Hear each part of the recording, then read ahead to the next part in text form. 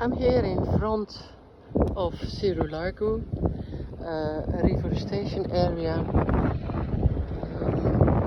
which was started in 2018 by ECHO. They had 10 enclosed areas which were enclosed in order to protect the local species, which were food for the protected parrots.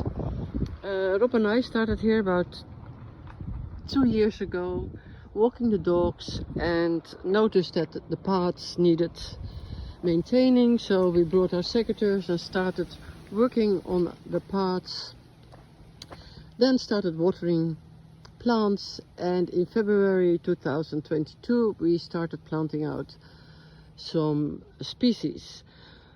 Since then we are in a group of friends really enjoying looking after Seru largu on behalf of ECHO. I'm going to take you on a walk and show you some of the species we have planted. Starting here, which is really fun, it's a Dakawa, Mytanus tetragonium. And what we did amongst the plants we got from ECHO, we also went to Johan at Terabara. He is kind of the expert on the island, and we purchased some very rare and endangered species to encourage the biodiversity here. Well, what we're aiming at really is to get as many plants, shrubs, trees to seed, so the birds will then disperse the seeds all over the island, and meanwhile we're hoping that larger areas will be protected from the goats and donkeys, and we'll have more protected areas where the local species can thrive. What is a lot of fun, that's amongst the planted species, there's a lot of self-seeded species. I'm now walking through the woods, which actually where the trees which are planted are doing better in the shades than those in the barren areas. Recently, and I'm going to show you, ECHO, a student called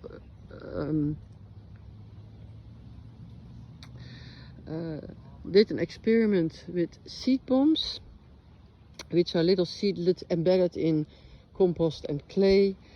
And unfortunately she's gone home now, but what is fun here is that if I really show you, this is a little seed bomb, you can see the seedlings underneath, and it's a canepa coming. I also found another little seedling here, which was not planted, but this is fun too. This is the endangered Wayaka sanctum, which is a huge tree on the corner, and especially in the shaded areas I have found a lot of self-seeded. Here is one, and this species, the self-seeded ones, are growing a lot better and faster than the planted species. Again, here is a Wayaka planted, and in 2018.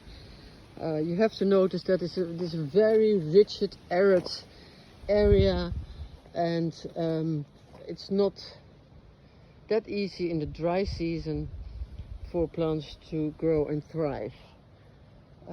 However, they're local species, and although in the dry season you think they're dead, they then suddenly, oh look, here's our dogs, Rona, Rowan, and they love coming out on the outings. This is the wood, and here you can see some really old species.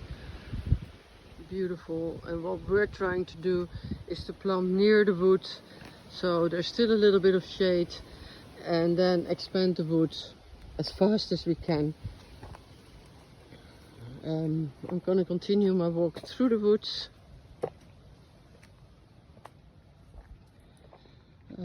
Little detour here, you can already see we've had so much rain the year, about a third more than we normally have, so everything has thrived, and it's just getting dry now. So here we only have one of this one, Cryptocarpa veluncifolia,